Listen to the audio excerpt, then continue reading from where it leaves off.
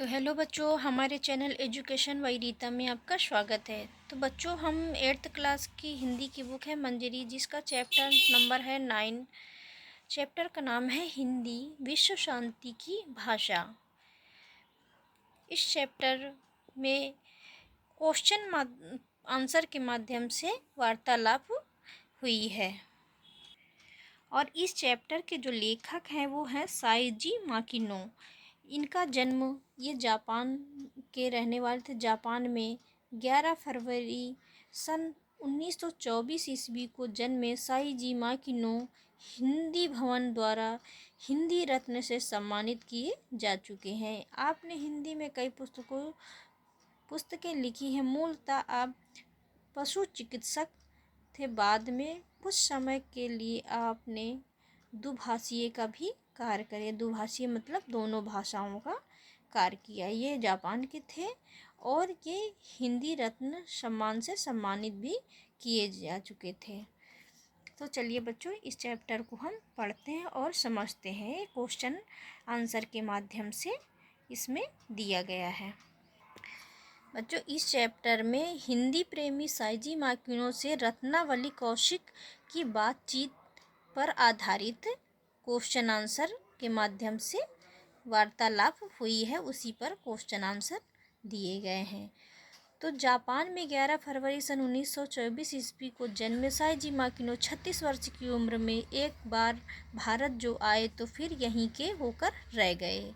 मतलब जापान से आकर के साइजी माकिनो यहाँ पढ़ाई किए और यहीं पर आकर के फिर पशु चिकित्सक थे और यहीं पर उन्होंने भाषाओं का अध्ययन किया। हिंदी भाषाओं का जो अध्ययन किया होकर रह गए। आए तो गांधी जी के सेवाग्राम में स्थित हिंदुस्तानी तमिली संघ में पशु चिकित्सक के रूप में थे।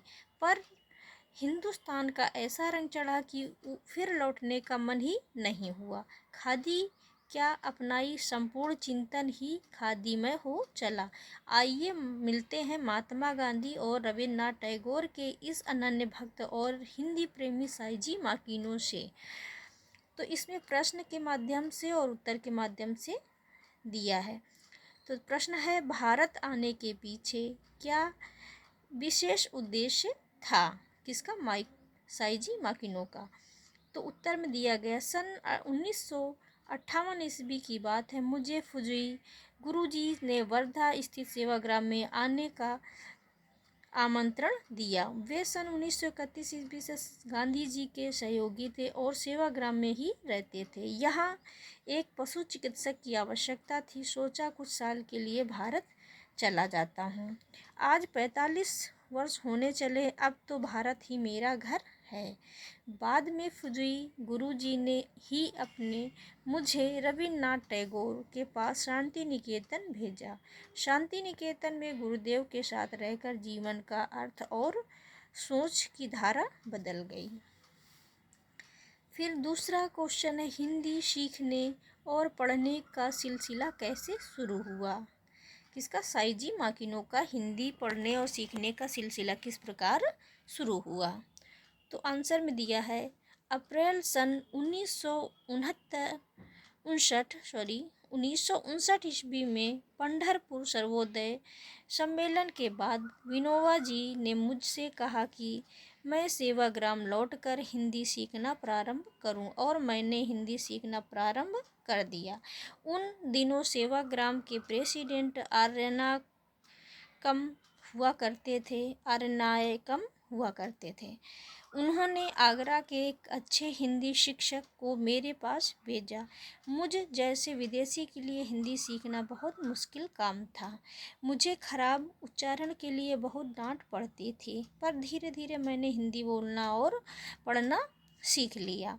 मेरी पत्नी युकिको को, जिसे सेवाग्राम में सुजाता नाम दिया गया था, उनका नाम था युकिको, और सेवाग्राम में नाम सुजाता के नाम से उनको संबोधन करते थे।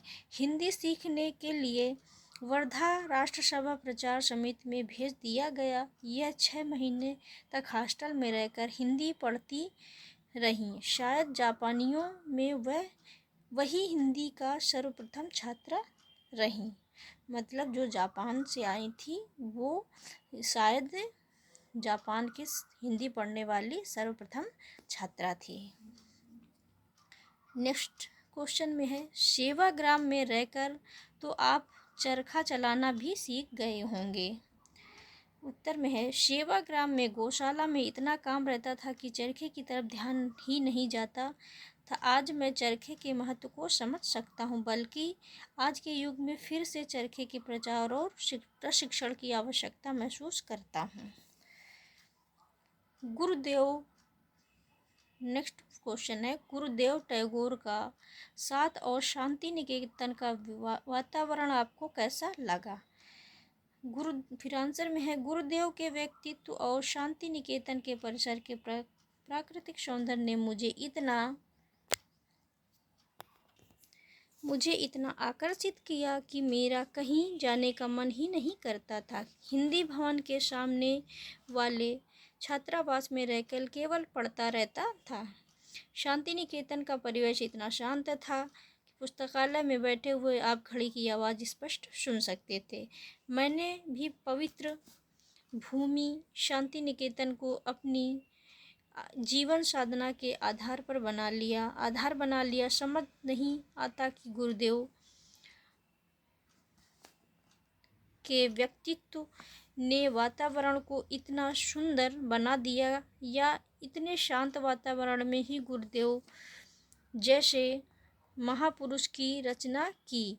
जो भी हो, जमाना कितना भी बदल जाए, पर शांति निकेतन की भूमि में विश्व की तमाम संस्कृतियों को समाये रखने की क्षमता हमेशा रहेगी। यहाँ की प्रकृति स्वयं यहाँ की पुरानी कहानियाँ सुनाती रहेगी। इसी भूमि में मुझे पंडित हजारी प्रसाद द्विवेदी जैसे महानुभवों से शिक्षा और प्रेरणा पाने का अवसर मिला। नेक्स्ट क्वेश्चन है, प्रश्न ये बताते हैं कि आपकी हिंदी यात्रा की शुरुआत कैसे हुई। जो साई जी माकिनो थे उनकी हिंदी की शुरुआत किस प्रकार कैसे हुई।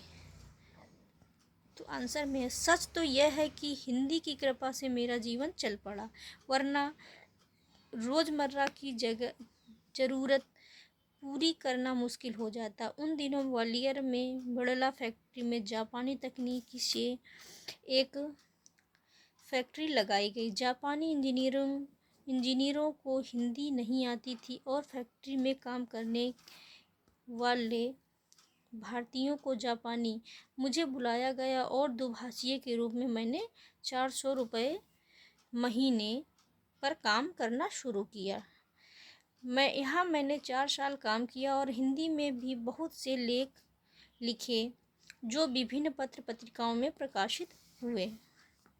फिर नेक्स्ट क्वेश्चन है, क्या जापानी और हिंदी साहित्य में कोई समानता है। तो उत्तर में दिया गया है, दोनों का लोक साहित्य लगभग समान है। मणिपुर और राजस्थान की लोक कथाएं जापान की लोक कथाओं जैसी ही हैं। इसका कारण है कि जापान की संस्कृति चीन और भारत की मिश्रित संस्कृति है। मैं भारत को दादा और चीन को पिता मानता हूँ। हिंदी विश्व शांति की भाषा और मैं जीवन पर्यंत इससे जुड़ा रहूँ, यह मेरी कामना है। नेक्स्ट क्वेश्चन है, जापान में हिंदी की क्या स्थिति है। तो उत्तर में दिया गया है, जापान में भारतीयों और हिंदी भाषा का बहुत अधिक सम्मान है। जापान की 2 नेशनल यूनिवर्सिटी ओसाका और टोक्यो में BA और MA स्तर पर हिंदी पढ़ाई जाती है। भारत के लिए ये गौरव का विषय होना चाहिए। यहाँ के लोग भी जापानी सीख रहे हैं। पहले यहाँ सिर्फ सर्टिफिकेट डिप्लोमा कोर्स था, अब BA कोर्स भी है और हर साल बहुत लोग BA की परीक्षा में बैठते हैं। मेरा ये मानना है कि भाषा देशों की भावना के स्तर पर जोड़ती है। अब जापानी भाषा में संस्कृत शब्द भरे पड़े हैं। इन दिनों बांग्ला भाषा की जापान में जोर पकड़ रही है, क्योंकि कोलकाता एशिया का दरवाज़ा है।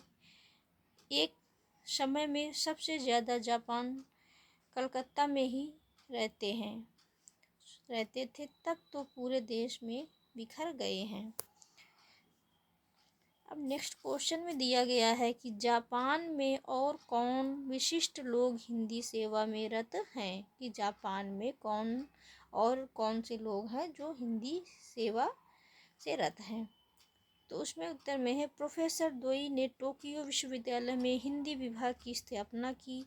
वे बहुत अच्छा काम कर रहे हैं। प्रोफेसर तोशियो तनाका ने भीष्म शाहनी के तमस का जापानी में अनुवाद किया है। प्रोफेसर कोगा ने जापानी हिंदी कोश की रचना की है। उन्होंने गांधी जी की आत्मकथा का जापानी में अनुवाद भी किया है, इसके लिए उन्होंने गुजराती भी सीखी। प्रोफेसर मोजाकामी हर साल हिंदी एक नाटक तैयार करते हैं और उसका मंचन करने के लिए भारत आते हैं। प्रोफेसर साकाता ने हिंदी साहित्य पर बहुत बड़ा काम किया है। प्रश्न है फिर, आपने भी तो हिंदी की कुछ महत्वपूर्ण पुस्तकों का जापानी में अनुवाद किया है। तो उत्तर में है हाँ, मुझे भगवती चरण वर्मा के उपन्यास चित्रलेखा बहुत पसंद आया, इसलिए मैंने उसका जापानी में अनुवाद किया। फिर नेक्स्ट क्वेश्चन है, इसके अलावा आपने और भी कई पुस्तकें लिखी हैं। उत्तर है टैगोर और गांधी एक तुलनात्मक अध्ययन, जापानी आत्मा की खोज, भारत में 40 साल, पुनर्विचार और सिंहावलोकन जैसी कुछ पुस्तकें लिखी हैं। अभी एक पुस्तक की पांडुलिपि तैयार हुई है। भारतवर्ष में 45 साल, मेरी हिंदी यात्रा। नेक्स्ट क्वेश्चन है, आज की नई पीढ़ी जो पश्चिम सभ्यता के पीछे भाग रही है, आप उनसे क्या कहना चाहोगे। तो उत्तर में है नई पीढ़ी अपनी सभ्यता संस्कृति से दूर होती जा रही है। ये बड़े दुख की बात है। अपने देश को आगे बढ़ाने के लिए अपनी भाषा और संस्कृति ही काम आती है। फिर नेक्स्ट क्वेश्चन है, पढ़ने लिखने के अतिरिक्त आपके और कौन कौन से शौक हैं। तो उत्तर में है मुझे जापानी बगीचा लगाना बहुत अधिक पसंद है। जहाँ जाता हूँ फूल पत्ती और पेड़ों के साथ दोस्ती कर लेता हूँ, जगह जगह पेड़ लगाता हूँ। कुछ लोग जापानी फूल लगाने की कला भी सीखने आते हैं। नेक्स्ट क्वेश्चन है, अंत में कोई ऐसी बात जो आपने अपने पाठकों से कहना चाहेंगे। तो उत्तर में है मुझे हमेशा इस बात का खेद रहता है कि जितना भारत माता का नमक खाया उतनी उसकी सेवा नहीं की। भारत बहुत बड़ा देश है, उसका दिल भी बहुत बड़ा है, दुनिया का कोई देश उसका मुकाबला नहीं कर सकता। तो ये बच्चों था चैप्टर। अब चैप्टर ख़त्म हुआ। वीडियो कैसा लगा? वीडियो अच्छा लगा तो लाइक करना। Thank you.